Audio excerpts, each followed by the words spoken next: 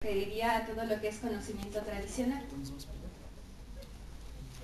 Hemos estado viendo un poco acerca de la domesticación del maíz en México, que básicamente para nosotros lo consideramos como una coevolución de la naturaleza y la sociedad, ya que la diversidad de maíz en México básicamente es el resultado de la unión de los biológicos y los factores socioculturales. Es decir, no podemos dejar de lado que la cultura y la cuestión biológica está unido en la cuestión maíz.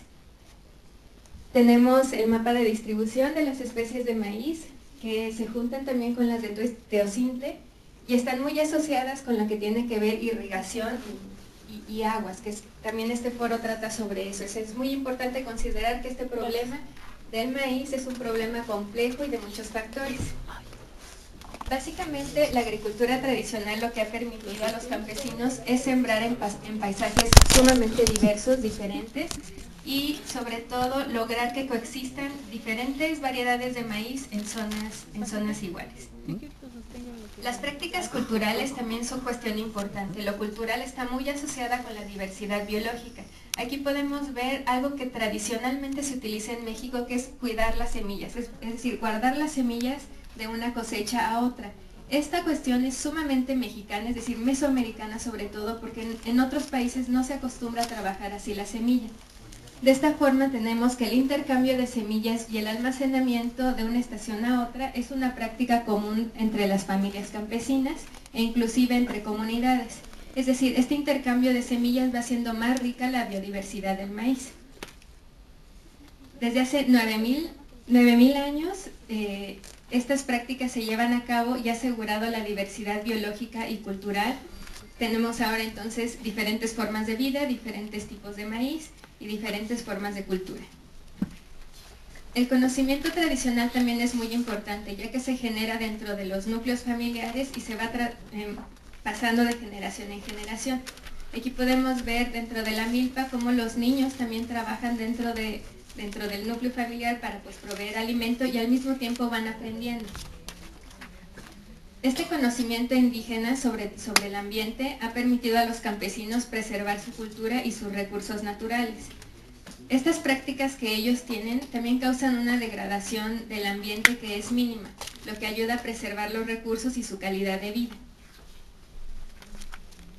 Algo muy negativo que sucede actualmente y ha sucedido desde la conquista española es que todas estas prácticas culturales y de conocimiento tradicional han sido denigradas, es decir, la palabra indio, la palabra pobre, son como una palabra peyorativa, ¿no? Entonces, estas prácticas y conocimiento tradicional, lo que deberíamos hacer es reconocer su importancia para poder hacer una real defensa del maíz. Como ya habíamos comentado en la charla anterior, esta contaminación transgénica de lo que nos hablaron, pues ahora es un problema muy importante que tenemos que abordar de una perspectiva distinta. Básicamente lo de la contaminación es que estos efectos de los transgenes en las razas de maíz pues no solamente van a tener efectos en las cuestiones biológicas, sino que en las prácticas culturales van a tener una incidencia muy fuerte, porque modificarían el estilo de vida que tienen muchas familias. El flujo humano y de migraciones también es algo muy importante que tenemos que considerar. Por ejemplo, cuando los migrantes van a Estados Unidos a trabajar allá en el campo, suelen traer como obsequio algunas semillas de maíz. Lo que ellos no saben es que cuando las traen son semillas de maíz transgénico. Y como los campesinos aquí en México están muy acostumbrados a experimentar, o sea, son verdaderamente científicos, experimentan con esas semillas y las mezclan en sus campos de cultivos sin saber que la semilla que traen es transgénica.